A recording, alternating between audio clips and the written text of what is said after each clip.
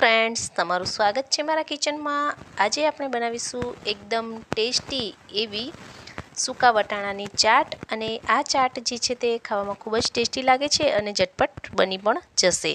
તો ચાલો બનાવીએ ટેસ્ટી એવી સૂકા વટાણાની ચાટ। તેના માટે સૌપ્રથમ મેં અહીં 1.5 વાટકી જેટલા વટાણા છે, સફેદ વટાણા આવે તેને 8 થી 10 કલાક માટે પલળવા માટે મૂકી દીધા હતા। તો વટાણા અહીં 10 કલાકમાં સરસ રીતે પલળી ગયા છે। તો તેને આ રીતે આપણે કુકરમાં નાખીને કુકરમાં વટાણા ઉમેરીને તેમાં જરૂરિયાત પ્રમાણે પાણી ઉમેરી દઈશું અને ત્યારબાદ થોડી એવી હળદર અને સ્વાદ પ્રમાણે મીઠું ઉમેરીને 5 થી 6 સીટી પાડીને વટાણાને આપણે સૌપ્રથમ બાફી લેવાના છે। તો અહીં 5 થી 6 સીટીમાં વટાણા જે છે તે એકદમ સરસ રીતે બફાઈ ગયા છે। તો અહીં વટાણાને આ રીતે એકદમ સરસ રીતે બફાય તે રીતે બાફી લેવાના છે। તો વટાણા બફાઈ ગયા ત્યારબાદ હવે વટાણાનો આપણે ચટપટો ટેસ્ટી એવો વઘાર કરવાનો છે। તો તેના માટે સૌપ્રથમ અહીં 2 ટેબલસ્પૂન જેટલું તેલ લીધું છે અને તેલને હલકું એવું ગરમ કરવાનું છે અને મીડિયમ ગેસની ફ્લેમ રાખવાની છે। સૌપ્રથમ અહીં આદુ અને તીખી મરચીની પેસ્ટ છે તે સૌપ્રથમ તેલમાં ઉમેરી દઈશું અને તેને ધીમા ગેસની તાપ પર તેને આ રીતે સાતળવાનું છે। ગેસની ફ્લેમ જે છે તે મીડિયમ રાખવાની છે।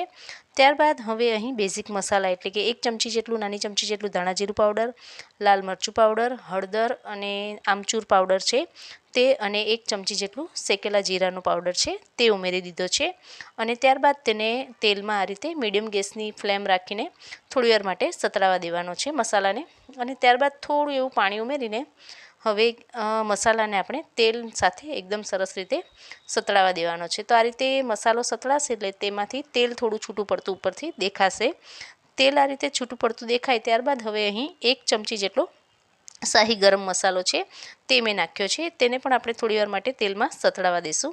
તો આ રીતે તેલમાં મસાલાઓ સરસ એવા સતળાઈ જાય ત્યારબાદ હવે આપણે જે વટાણા બાફીને રાખ્યા છે તે બધા જ વટાણા આ રીતે અહીં ઉમેરી દઈશું। વધારાનું પાણી જે હોય વટાણાનું બાફવાનું તે કાઢી લેવાનું છે। અહીં આ રીતે વટાણાને આપણે વધારાનું પાણી કાઢ્યા બાદ તેને અહીં મસાલા સાથે એકદમ સરસ રીતે મિક્સ કરી દેવાના છે।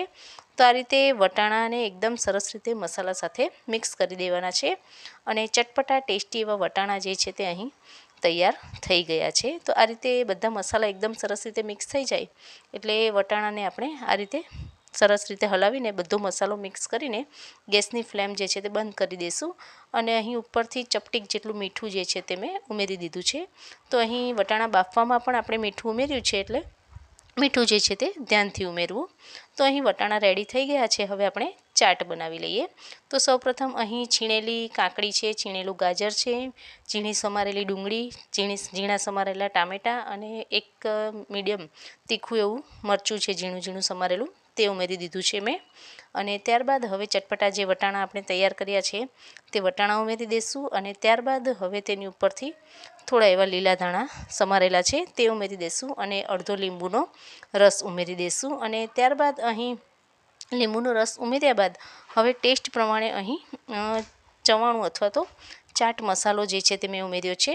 ચાટ મસાલો ઉમેર્યા બાદ હવે અહીં ચાટ પૂરી છે તેનો આ રીતે ભૂકો કરીને આપણે ઉમેરી દઈશું। જો તમારી પાસે ચાટ પૂરી ન હોય તો પાણીપુરીની પૂરી પડી હોય તો એ પણ ભૂકો કરીને તમે ઉમેરી શકો છો અને ત્યારબાદ તીખું ચવાણું છે તે ઉપરથી થોડું એવું ઉમેર્યું છે અને દાડમના દાણા છે તે ઉમેરી દીધા છે। જો દાડમના દાણા ન હોય તો અહીં થોડી એવી ખાંડ અધકચરી પીસીને ઉમેરી દેવી એટલે કે ખટાશ અને ગળ્યો ટેસ્ટ જે છે તે બેલેન્સ થઈ જશે।